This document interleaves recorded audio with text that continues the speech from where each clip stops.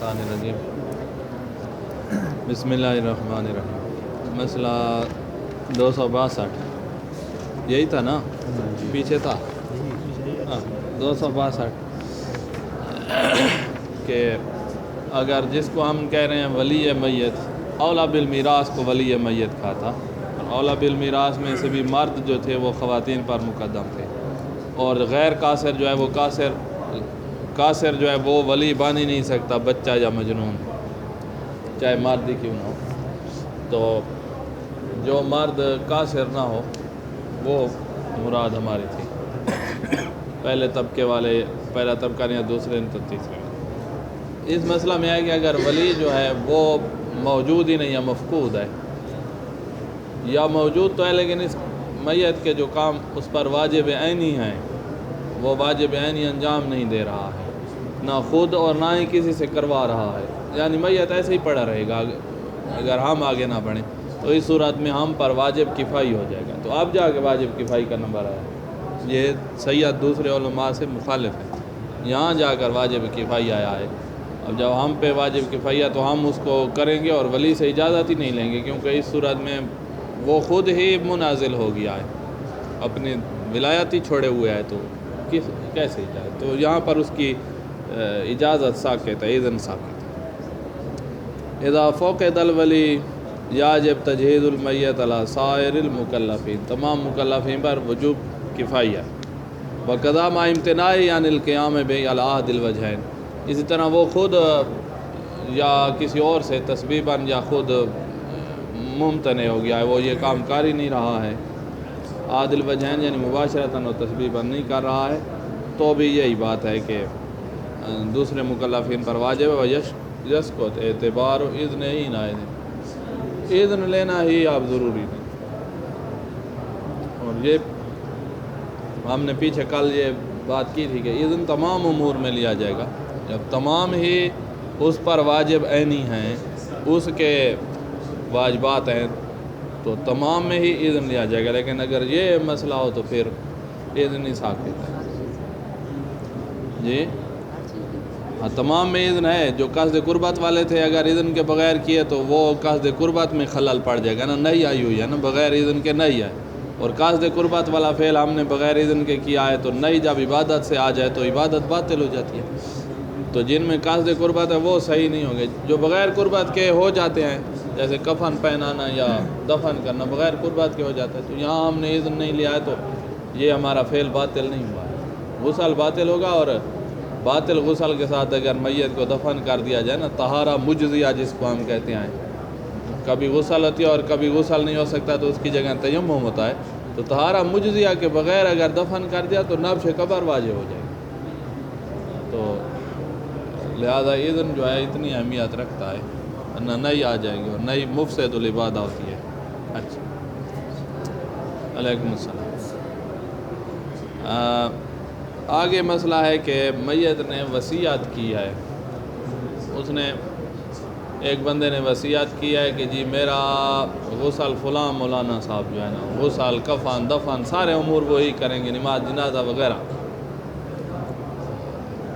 ابھی وہ زندہ ہے، اس نے وصیت کیا، تو کیا مولانا پر قبول کرنا واجب ہے؟ نہیں، وہ قبول نہ کرے تو وصیت نہیں ٹھہرے گی، اب اس کو چاہیے کہ کسی اور کی وصیت کرے، یہ تو قبول ہی نہیں کر رہا۔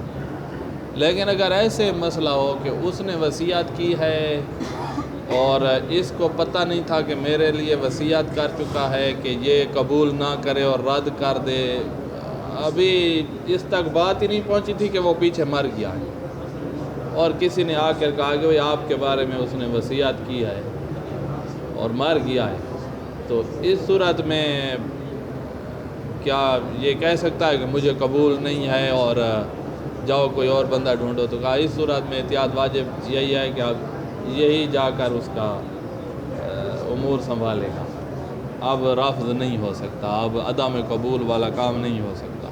اس کی زندگی میں ہو سکتا تھا تاکہ وہ کسی اور کو وصیت کر دیتا، اب نہیں ہو سکتا۔ لہذا اگر یہ قبول کر لیتا وصی پہلی صورت میں تو بھی اسی نے کرنا تھا، اور اس دوسری صورت میں جب مرنے کے بعد اس کو پتہ چل رہا ہے کہ وصیت ہو چکی ہے تو بھی اسی نے کرنا ہے، جب یہ کرے گا تو اس کو پھر اذن کی ضرورت نہیں ہوگی.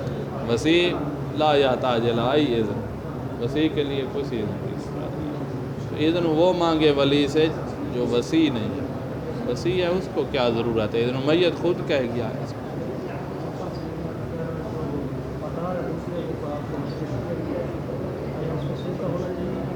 یقیناً موضوع یا خبر جو بھی ہم لیتے ہیں تو یہ ایک موضوع ہے نا وصیت، اور موضوع یا تو لیا جاتا ہے دو گواہی دے دیں بینہ سے موضوع ثابت ہوتا ہے، یا کسی کی خبر کے بغیر ہی کسی طرح علم ہو جائے کہ جی وصیت ہو چکی ہے، مثلاً اس نے لکھی تھی، مثلاً اس نے کوئی ریکارڈنگ اس کی ہمیں ملی ہے وغیرہ وغیرہ، کسی طرح ہمیں یقین ہو گیا ہے، تو بھی موضوع کے لیے اطمینان کافی ہوتا ہے. دو بندے گواہی دیں یا اطمینان شخصی ہو جائے، یا کوئی سیکا خبر دے تو اطمینان ہو جائے، تو یہ بھی موضوعات کو ثابت کرتا ہے. پیچھے ہم نے تقلید کی بات میں کہا تھا، تو لہٰذا سیکا نے خبر دیا ہے تو کافی ہے، دو عادل گواہوں کی ضرورت نہیں. موضوع ثابت کر دیں گے کیونکہ سیکا کی خبر سے اطمینان ہو جاتا ہے، تو کافی. اذا اوصى الى شخص معین، علیکم السلام، اذا اوصى الى شخص معین ان یباشر تجہیزہ، اگر اس نے وصیت کیا کسی معین شخص کی کہ وہ میری تجہیز کرے گا، تو لم یاجب علیہ القبول، اس پر قبول واجب نہیں ہے. یہ ابھی وہ زندہ ہے، مرا نہیں ہے. بلکن اذا قابل، اگر قبول کر لیا ہے تو پھر یہ وصی بن گیا ہے. لم یحتاج الی اذن الولی، اب ولی کے اذن کی اس کو ضرورت نہیں. وَإِذَا أَوْصَىٰ أَن يَتَوَلَّىٰ تَجْهِيزَهُ شخص معین، اب یہ وہ والی صورت ہے جب آگے وصی کو پتہ چل رہا ہے اس کے مرنے کے بعد. یہ تھا پہلے یہاں تک ہو گیا کہ اس کی زندگی میں ہی سارا کام ہو گیا، اس نے قبول کر لیا یا رفض کر لیا. وَإِذَا أَوْصَىٰ أَن يَتَوَلَّىٰ تَجْهِيزَهُ شخص معین، وصی قرار دیا ہے معین شخص کو، فلاوت وجوباً لہو قبول الوصیہ، احتیاط واجب یہ ہے کہ آپ یہ وصیت قبول کریں. کون سی سورہ یہ پڑھ رہے ہیں؟ جب وہ مر گیا اور اس کو اب پتہ چل رہا ہے، یہ آگے ظاہر ہو جائے گا. معلوم جو کن حرج، جب اس پر حرج نہیں ہے نا، تو احتیاط واجب یہ ہے کہ اب رفض نہ کرے، کیونکہ وہ مر گیا ہے، کس کو رفض کرے.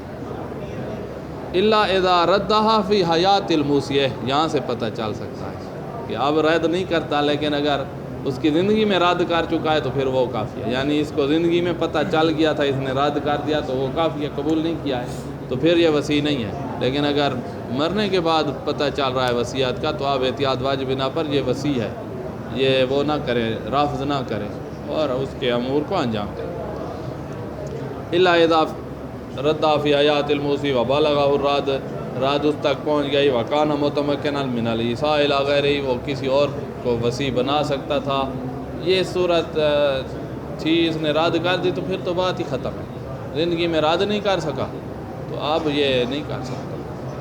مثلاً اس طرح ہو کہ زندگی میں اس نے اس کے نیچے ڈالا جاتا ہے، اب نہیں نکال سکتے. تو زندگی میں اس نے رد نہیں کی، اب رد نہیں کر سکتا، چاہے اس کو علم نہیں تھا یا علم ہو گیا تھا اور رد نہیں کی، چپ کر کے رہا. ان کو کیا پتا کہ بھئی یہ قبول کر رہا ہے نہیں کر رہا ہے، چپ رہا. اب جو ہے رد کرنا چاہتا ہے تو اب نہیں کر سکتا. ولاؤ قابلہ کما ہو کانا کما، ولاؤ قابل، اگر اس نے قبول کر دیا تو کانا ہو اولا بتجہیز من غیر، پھر وہ اولا ہو جاتا ہے، ولی وغیرہ اس کے پیچھے آ گئے تو وہی سب کچھ ہے. اچھا، یہ مسئلہ ختم.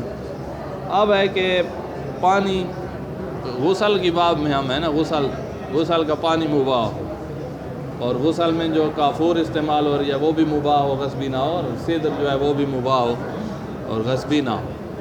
یہ تین چیزیں تو مباح ہوں. اس کے علاوہ وہ جو وہ ہوتا ہے سدا، اس کو کیا کہتے ہیں، سریر، تختہ مباح ہو ضروری نہیں ہے، وہ زمین مباح ہو ضروری نہیں ہے، جہاں پانی جا رہا ہے وہ جگہ مباح ہو یہ ضروری نہیں ہے. جیسے وضو میں کہا تھا اور غسل میں کہا تھا، یہ ساری چیزیں مباح ہونا ضروری نہیں تھی، یہاں بھی مباح ہونا ضروری نہیں. لہذا غصبی ہیں تب بھی غسل صحیح ہوگا.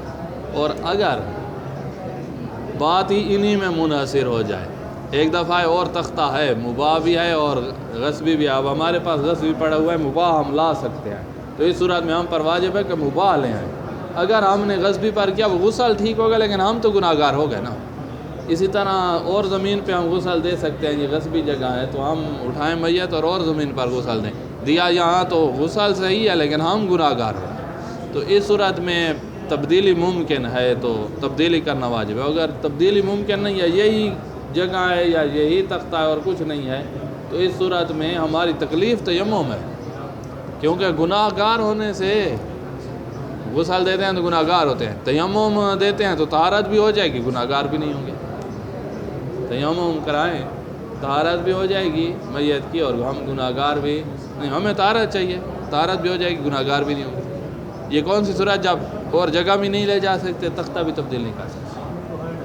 ہاں پانی ہو لیکن انحصار ہو گیا ہے کہ ہم پانی کو استعمال کریں تو گناہ گار ہو جائیں. تو اس صورت میں جب حکم شرعی کی مخالفت لازم آ رہی ہو تو غسل ختم ہو جاتا ہے. آپ وضو کریں اور حکم شرعی کی مخالفت لازم آ رہی ہے اور کوئی حال نہیں ہے تو آپ کی تکلیف بھی تیمم ہو جاتی تھی. یہ آگے آئے گا کہ پتہ نہیں ہم پیچھے پڑ چکے ہیں، پیچھے آ چکا ہے. تو جب بھی ہم شریعت کی مخالفت کر رہے ہوں گے اور انحصار ہو جائے گا مخالفت میں تو ہماری تکلیف ہی تیمم ہو جاتی ہے. یہ پیچھے آ چکے ہیں یہ مسئلہ. یہاں بھی تکلیف تیمم ہے. فرض کرو اگر یہ تیمم نہ کریں اور گناہ گار ہوتے ہیں تو ہوتے رہیں، غسل ہم کروائیں گے تو قصد قربت حاصل کر لیا ہے اور عموماً حاصل ہو بھی جاتی ہے عوام الناس کو، تو ٹھیک ہے، غسل ٹھیک ہے. غسل سے نئی نہیں آئی ہے. لا تتصرف فی هذا المکان اور فی هذا الصدہ، ان سے نہیں آئی ہے. اور یہ تو غسل نہیں ہے. غسل قربت اللہ ہو سکتا ہے، وہ نہی عن العبادہ آئے تو عبادت باطل ہوتی ہے. غسل سے تو نہیں آئی ہے، نئی ان تصرفات سے آئی ہے جس کی وجہ سے تیمم ہمارا وظیفہ بنا ہے. نہیں دیا تیمم تب بھی غسل صحیح ہوگا، گناہ گار ہے. اذا اوصا، یہ پڑھ لیا، یعتبر فی التغسیل طہارت الماء و اباحۃ الماء. یہ شرط ہے پانی پاک ہو، پانی مباح ہو. و اباحۃ السدر والکافور، سدر اور کافور جو ہیں وہ مباح ہوں. ولا یعتبر اباحۃ الفضاء الذی یشغلہ الغسل، و فضا جو ہے وہ مباح ہو یہ ضروری نہیں ہے. ہاں فضا ایسے ہم نے مثال بنائی تھی کہ جیسے ہم کسی ایسی جگہ پہ ہونا کہ وہ جگہ ہماری ہے لیکن فضا کسی اور کی ہے. چھت ایسے ہے نا آگے نکلی ہوئی، نیچے زمین کسی اور کی ہے، ہم نے چھت آگے نکالی ہوئی ہے تو وہ فضا بھی کسی اور کی ہے جس میں ہماری چھت کود گئی ہے. تو اس جگہ پہ فضا جو ہے وہ غصبی ہے.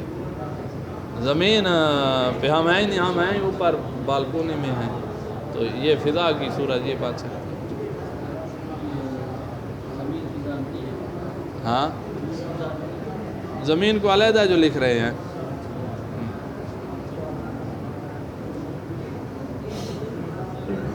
ولا یعتبر اباحۃ الفضاء الذی یشغلہ الغسل و ظرف الماء بھی مباح ہونا یہ بھی نہیں ہے. ولا مجرى الغسالہ، یہ زمین آ گئی نا مجرى الغسالہ میں.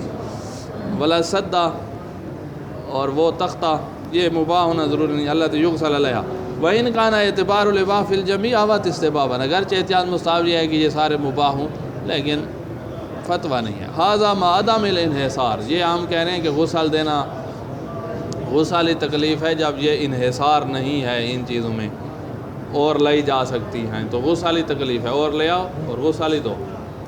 اما مال انحصار، جب منحصر ہو گیا اور کوئی صدہ ہے ہی نہیں اور کوئی فضا ہے ہی نہیں اور کوئی برتن ہے ہی نہیں، ناممکن، اس صورت میں فیسقط الغسل ویجمم المیت، غسل ساکت اور میت کو تیمم دیا جائے گا. لیکن اذا غسل دیا ہے تو غسل صحیح ہوگا کیونکہ غسل سے نہیں ہے، ان سے نہیں آئی اور یہ عبادت ہی نہیں ہے.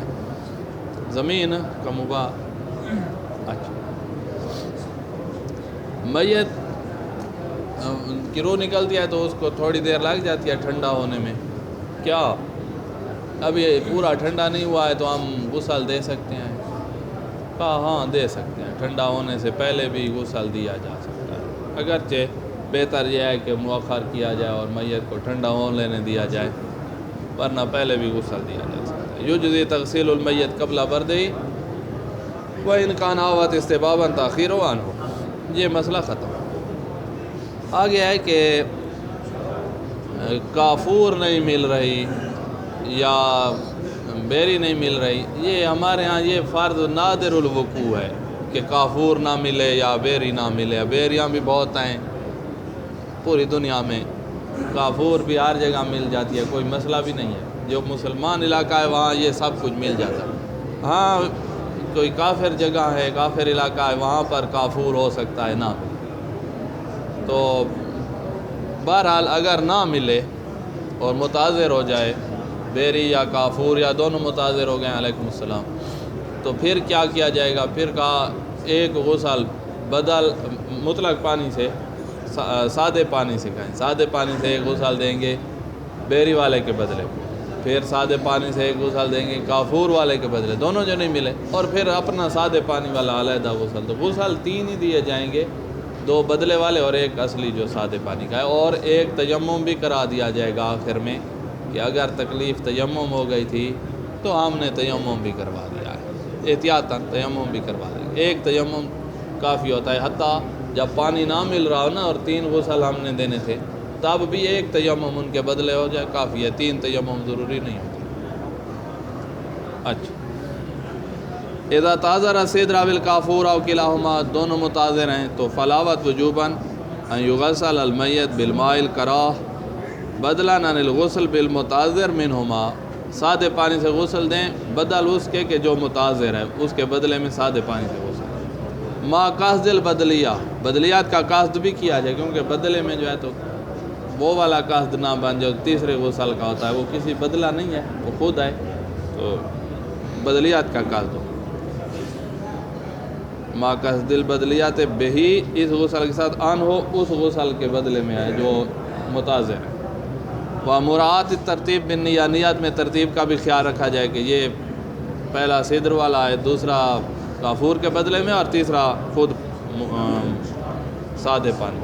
و یضاف ہو الی الاغسال ثلاثہ تیمم واحد، اور ایک تیمم بھی 3 غسلوں کے ساتھ بڑھا دیا جائے گا. یہ غسل احتیاط واجب بنا پر تبدیلی آئی ہے، تو تیمم میں بھی وہی پیچھے والی احتیاط واجب بھی آ رہی ہے. یعنی یہ سارا کام آپ کے وہ غسل ہو نہیں سکتے تھے، آپ نے احتیاط کے طریقے پر عمل کیا. کیا احتیاط کیا ہے؟ تیمم کرا دیا. اگر تکلیف تیمم تھی تو تیمم ہو گیا ہے، جو اگر تکلیف سادے پانی والے غسل تھے بدل کے طور پر تو وہ بھی ہو گئے. سارا کام کرنا ہے. صدر جو ہے وہ کبھی خشک ملتی ہے اور کچھ لوگ وہیں سے تازی بھی توڑ لیتے ہیں. کوئی فرق ہے؟ کہا کوئی فرق نہیں ہے. صدر چاہیے ہمیں، چاہے خشک پتے ہوں یا ابھی تازے آپ لے آئیں، کوئی فرق بھی نہیں ہے، صدر ہے.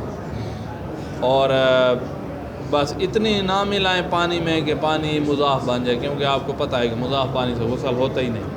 تو اتنی نہ ملائیں، کافور بھی اتنی نہ ملائیں کہ پانی مضاف بنے. کیسے پتہ چلے گا کہ مضاف ہے یا نہیں؟ جب تک پانی کہہ رہے ہیں نا، نام سالب نہیں ہوا تو ابھی تک مطلق ہے.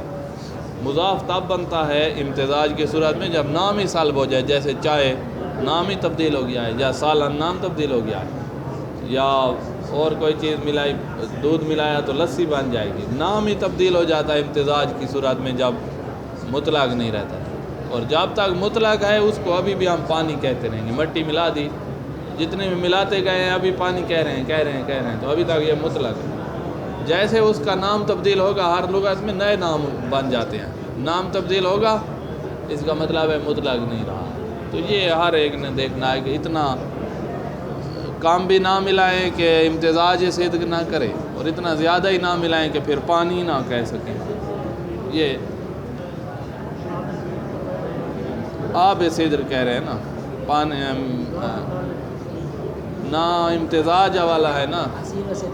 2 ہیں، ایک مضاف پانی کی 2 قسمیں ہیں. ایک ہوتا ہے اسیر جو نچوڑا جاتا ہے، اس میں یہ نام کی تبدیلی شرط نہیں ہے، وہ نچوڑا ہوا سارا ہی مضاف ہے، چاہے اس کو آپ پانی کسی طرح آپ اس کو مضاف الیہ کر کے پانی کہہ بھی رہے ہوں. مثلاً ماؤل ورد گلاب کا پانی اس طرح کہہ بھی رہے ہو نا، تب بھی یہ مضاف ہے کیونکہ یہ نچوڑا گیا ہے۔ ایک ہے کہ تھا اصلی پانی، اس میں آپ نے ملاوٹ کیا اس کے بارے میں اگر آپ کو شک بھی ہونا کہ بھائی یہ ابھی اپنی اصلی حالت پہ باقی نہیں تو استصحاب بھی کر سکتے ہیں۔ وہاں گلاب کے پھول کو نچوڑا ہے تو وہاں استصحاب بھی نہیں ہو سکتا۔ تو یہ جو امتزاجی ہوتا ہے اس میں ضروری ہوتا ہے کہ نام ختم ہو جائے، نیا نام آ جائے۔ نیا نام جیسے چائے ہوتا ہے، نیا نام جیسے شرب آتا ہے، نیا نام جیسے سالن ہے، یہ نام کی تبدیلی اس میں ضروری ہوتی ہے تب جا کے مضاف بنتا ہے۔ وہ نچوڑنے والا تو اسی وقت ہی مضاف ہے۔ تو اس کو آپ کہہ بھی رہے ہیں کہ آب سدر، تب بھی ہم اس کو آب تو ابھی کہہ رہے ہیں نا۔ امتزاج میں نام ختم کرنا ہوتا ہے، آب ہی نہ کہیں، اس کو ابھی بھی آب کہہ رہے ہیں، تو یہ مضاف نہیں ہوا ہے۔ یعتبر فی کل من الصدر والکافور ان لا یکون کثیرا بمقدار یوجب خروج الماء عن الاطلاق، پانی مطلق سے الی الاضافہ مضاف ہو جائے، اتنا نہ ملاؤ کہ مطلق سے مضاف ہو جائے، ولا قلیلا، اتنا کم بھی نہ ملاؤ کہ بحیث لا یصدق انہ مخلوط بالصدر والکافور، کہ اس کو مخلوط بالصدر بھی نہ کہا جا سکے اور مخلوط بالکافور نہ۔ تو جو یہ کام کرتے ہیں ان کو پتہ ہے، اور ہم جو طالب علم ہیں ہمیں پریکٹس کی بھی ضرورت ہوتی ہے۔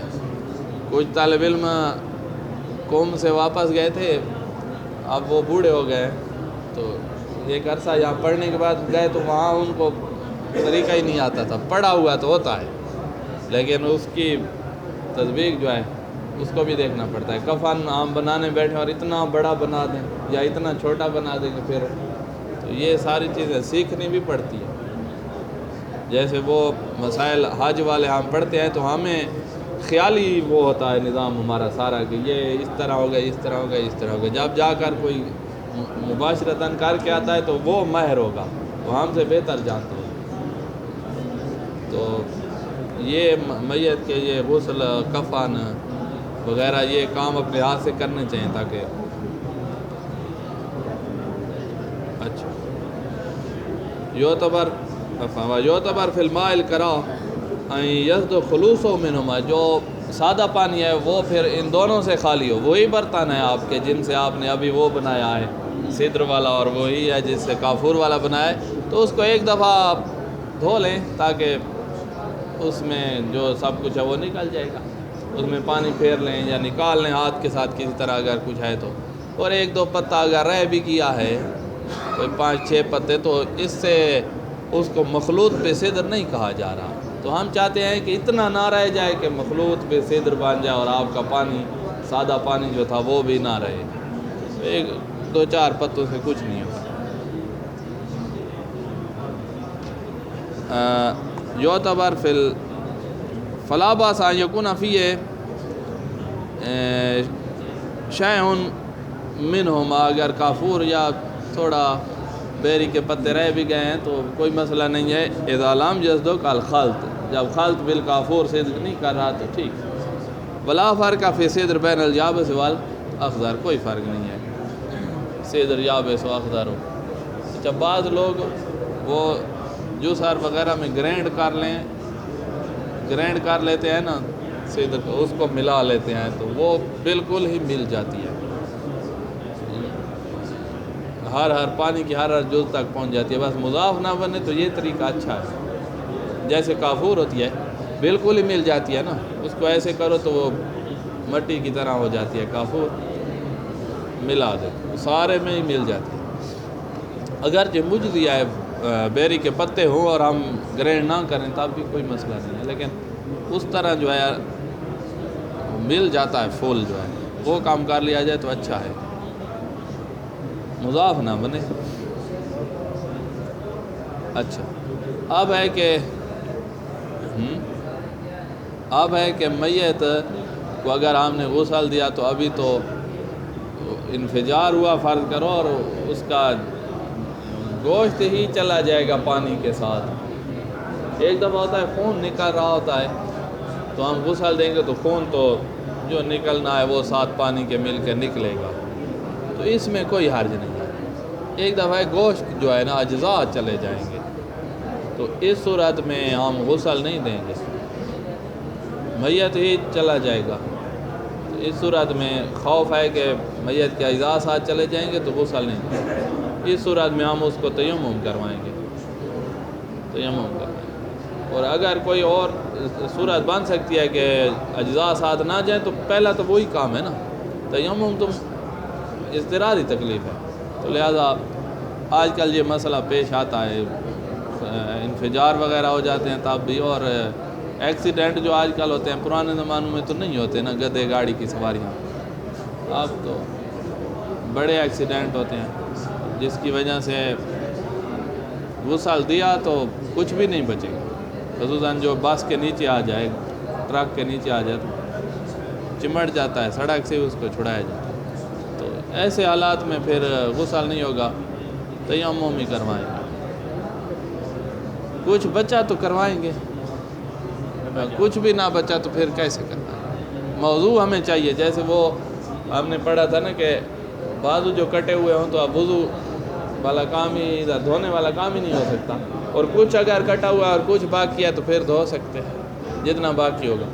اگر ایسے حالات ہوئے ہیں کہ میت کا کچھ بھی نہیں بچا، فرض کرو لوتھڑا ہے تو یعنی کچھ بھی نہیں بچا نا، وہ جو گاڑی کے نیچے آ جائے، بڑی گاڑی کے ٹینکر کے نیچے آ جائے، اس کا کیا بچے گا؟ ہڈیاں بھی سب وہ ہو جاتی ہیں، ایسی صورت میں پھر ہم نہ تیمم دے سکیں گے اور نہ ہی موضوع تیمم ہی نہیں ہے، ہاتھ اور چہرہ ہے ہی نہیں، فرض کر کیا تیمم دیں، اور غسل بھی نہیں دے سکتے کیونکہ وہ ہے میت ہی ختم ہو جائے گا خرگوش کی طرح، جیسے اس کو دھوتے ہیں تو خرگوش ختم ہو جاتا ہے،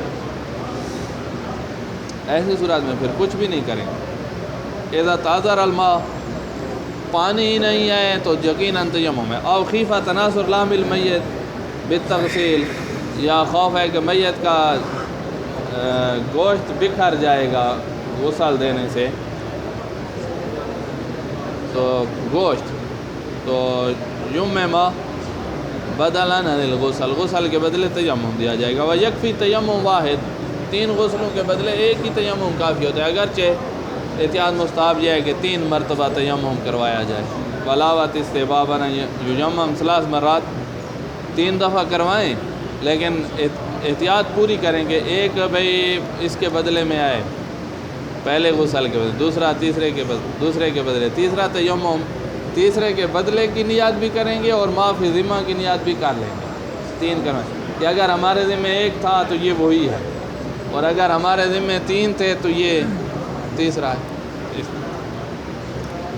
ویوتا بواحد مینا بکاس معافی ذمہ، ان میں سے ایک کو معافی ذمہ کی نیت سے انجام دیں گے۔ معافی ذمہ کا یہی معنی ہے کہ میرے ذمہ 1 ہے تو یہ وہی ہے، جو میرے ذمہ تیسرا ہے تو یہ تیسرا ہے، جو ذمہ ہے وہی، ہاں ہر غسل کے بدلے میں ایک میں کر لیں نا آپ، سیاد کا فتویٰ یہ ہے کہ ایک ہی تیمم کافی ہے، اور دوسرا تیسرا تیمم کروائیں نہیں، اور وہ ایک تیمم تینوں کے یعنی غسل میت کے بدلے میں ہے، بس یہ ہے غسل میت، یہ تینوں ہیں تو ایک تیمم کافی ہے، لیکن اگر احتیاط کرنا چاہتے ہو تو ایک پہلے غسل کے بدلے، دوسرا دوسرے کے بدلے، اور تیسرے کو ہم کہیں گے معافی ذمہ۔ معافی ذمہ کا کیا معنی؟ کھولیں اس کو تھوڑا کہ اگر میرے ذمہ بدل المائل کرا ہے تو یہ وہ ہے، اگر میرے ذمہ یہ والی ترتیب ثلاثی نہیں تھی اور ایک تیمم تھا تو یہ وہی ہے، جو میرے ذمہ ہے وہی ہے۔ تیمم کون اسی کے ہاتھوں سے کروایا جائے یا ہم جو ہیں ہمارے ہاتھوں سے ہوگا؟ اس کی تو تکلیف ہی نہیں ہے، میت پر تیمم واجب ہی نہیں ہے کہ اس کے ہاتھوں کو پکڑ کر کروائیں، یہ تو مریض میں کیا جاتا ہے کہ مریض پر واجب ہوتا ہے، اور ہم مساعدہ کر رہے ہوتے ہیں اور اس کے ہاتھوں کو پکڑ کر کروا لیں گے۔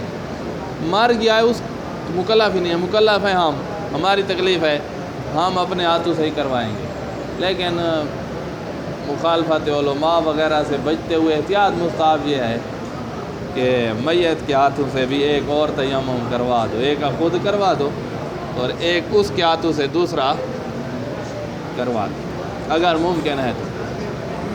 याजिब अन यकून तयम्मुम बियदिल हाई, क्योंकि तकलीफ़ ही हाई की है। फलावत इस्तेबाबन निज़ाम तयम्मुम आखर, एक और तयम्मुम साथ करवाया जाए, बियदिल मैयत इन अमकन, अगर मुमकिन है तो मैयत के हाथों से करवाया। ये ख़त्म। अब ये मसला 270 आगे आ रहा है। 279 मसला जो आगे आएगा ना, उसमें होगा कि अगर उसका खुलासा जो है 279 का, वो पहले समझाना ज़रूरी है इससे। उसमें आएगा कि अगर मैयत को बग़ैर तहारा मुजज़िया के, तहारा मुजज़िया कभी गुस्ल होता है और कभी तहारा मुजज़िया तयम्मुम होता है, ये बग़ैर तहारा मुजज़िया के दफन हो गया है। मसलन तकलीफ़ गुस्ल थी और हमने तयम्मुम करा के दफन किया, तो ये तहारा मुजज़िया नहीं है, इज़्तिरारी हालत ही नहीं है। और जहाँ तकलीफ़ तयम्मुम हो और गुस्ल बातिल हो, फ़र्ज़ करो ऐसी सूरत हो, गुस्ल बातिल हो क्योंकि पानी गस्बी है, वहाँ तकलीफ़ ही तयम्मुम है, तो हमने उसको गुस्ल करके दफन कर दिया, तो ये गुस्ल भी मुजज़ी नहीं है। तो बग़ैर तहारा मुजज़िया के दफन किया है तो नब्ज़ क़ब्र वाजिब होगा। ये मसला हो गया जब तहारा मुजज़िया के बग़ैर, ये मसला 279। यहाँ अभी ये बात नहीं है, यहाँ है कि मैयत को हमने वही काम किया है जो हमारी तकलीफ़ थी। हमारी तकलीफ़ तयम्मुम थी क्योंकि पानी ही नहीं था, तो हमने तयम्मुम देकर उसको तैयार किया है। अब दफन करने से पहले अगर पानी मिल जाए तो तयम्मुम बातिल, अब उसको गुस्ल दिया जाएगा। या हमारी तकलीफ़ ये थी कि हम काफूर और बेरी थी ही नहीं, तो हम सादे पानी के साथ 3 गुस्ल दिए हैं, 2 बदले वाले एक असली, और दफन करने से पहले हमें मिल गए काफूर बेरी तो हम फिर से गुस्ल देंगे, क्योंकि हमें दफन करने से पहले ये चीज़ें दस्तयाब हो गई। अगर हमने दफन कर दिया तो जो हमारी तकलीफ़ थी वही हमने अंजाम दिया और दफन कर दिया, यानी हमने तहारा मुजज़िया करवाई है। तहारा मुजज़िया करवा के हमने दफन किया है, तो अब नब्श क़ब्र जायज़ ही नहीं होगी, क्योंकि तहारा मुजज़िया हो चुकी है। जो हमारी तकलीफ़ थी हमने अमल कर, दफन करने से पहले अगर काफूर मिल जाती तो हमारी तकलीफ़ ही चेंज हो जाती ना, तब्दील हो जाती, और वो जो गुस्ल हम दे चुके हैं वो फिर मुजज़ी ही नहीं रहता। तो इस सूरत में वो मसला वो वाला आ जाता 279 के तारा मुजज़िया या आपने नहीं करवाई। यहाँ हम दफन कर चुके, इसके बाद काफूर मिल रही है या बेरी मिल रही है या तयम्मुम करा के दफन किया है, पानी मिल रहा है, तो अब नब्श क़ब्र जायज़ ही नहीं होगी, वाजिब तो अपनी जगह। हाँ, अगर फ़र्ज़ करो कि क़ब्र ख़ुद ब खुद खुल गई है और मैयत सामने आ गया है, अब तो गुस्ल हो सकता है ना, बेरी के पानी वाला या सिद्र काफूर वाला, या तयम्मुम किया था तो अब पानी मिल गया और नब्श क़ब्र ख़ुद ब खुद हो गया, तो अब हमें गुस्ल देना पड़ेगा।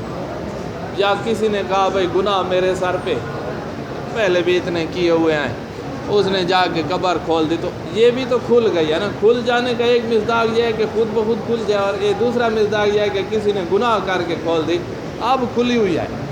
अब हम मैयत को उठाकर उसका वो काम करेंगे जो रह गया था मजबूरी की वजह से।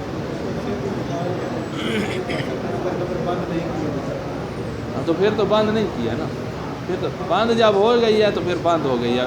नाब्श उर्फ़ी सिद्क नहीं करता, अभी बंद नहीं किया तो इसको कोई भी नाब्श नहीं कहेगा, मैयत उठा के हम वो कर लें। या अभी हमने वो ऊपर ईंटें रखते हैं और वो रख ली हैं और अभी वो सारा क़ब्र वाली सूरत नहीं बनी है, तो इसको भी अगर खोला जाए तो उर्फ़ में इसको नाब्श नहीं कहते। नाब्श एक ख़ास हालत है जब क़ब्र तैयार है उसके बाद उसको जो है ना खोला जाए, तो ये उर्फ़ी चीज़ है।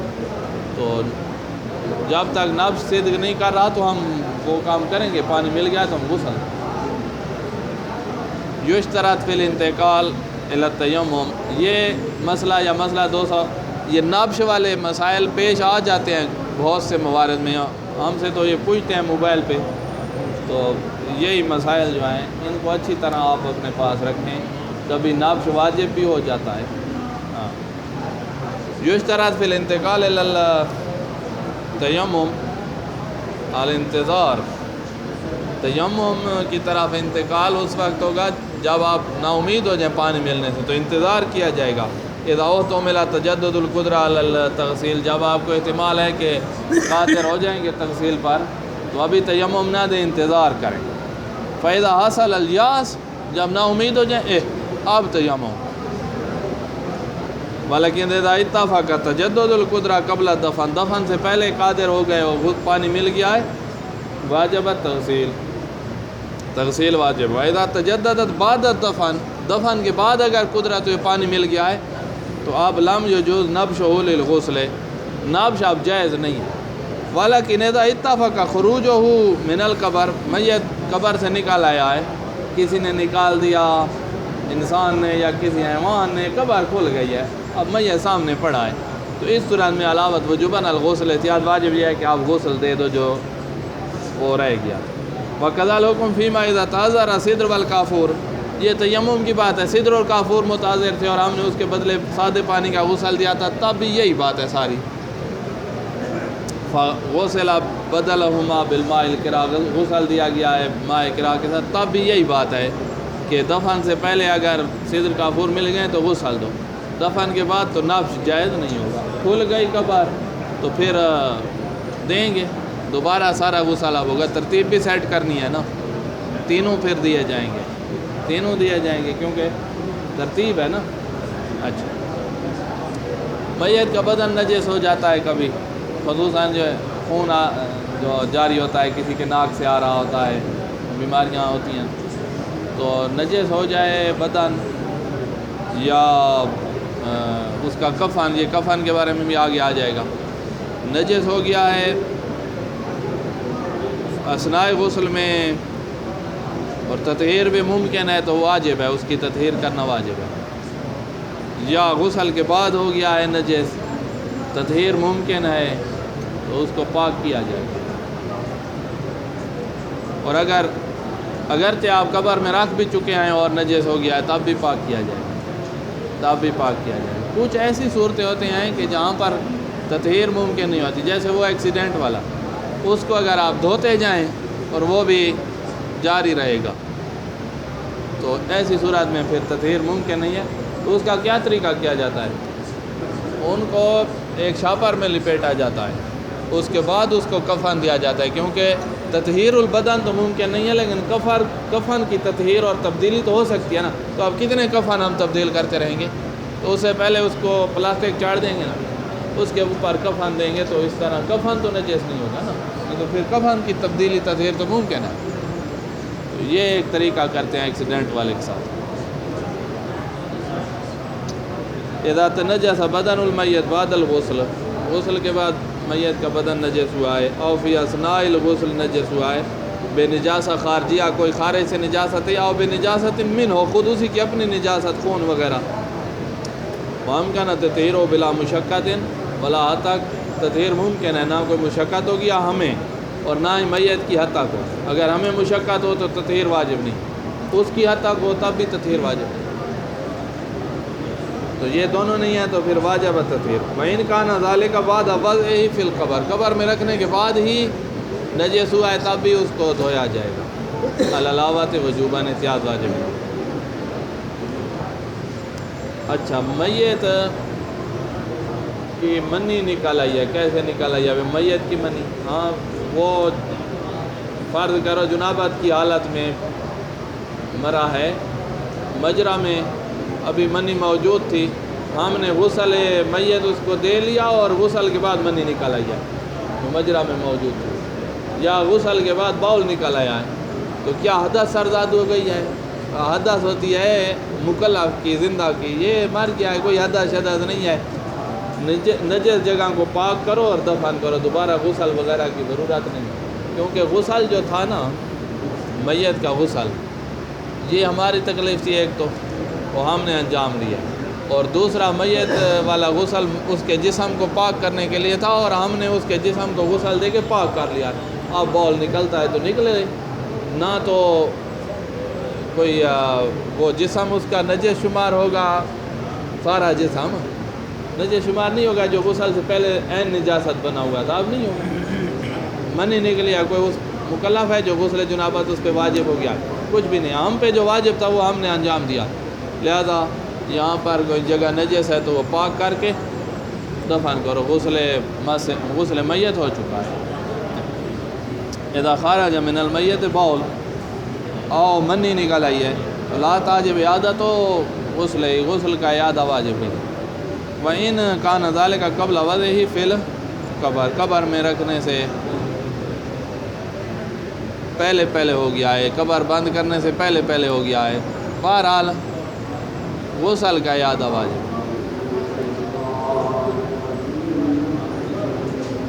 یہیں ٹھہر جائیں پھر.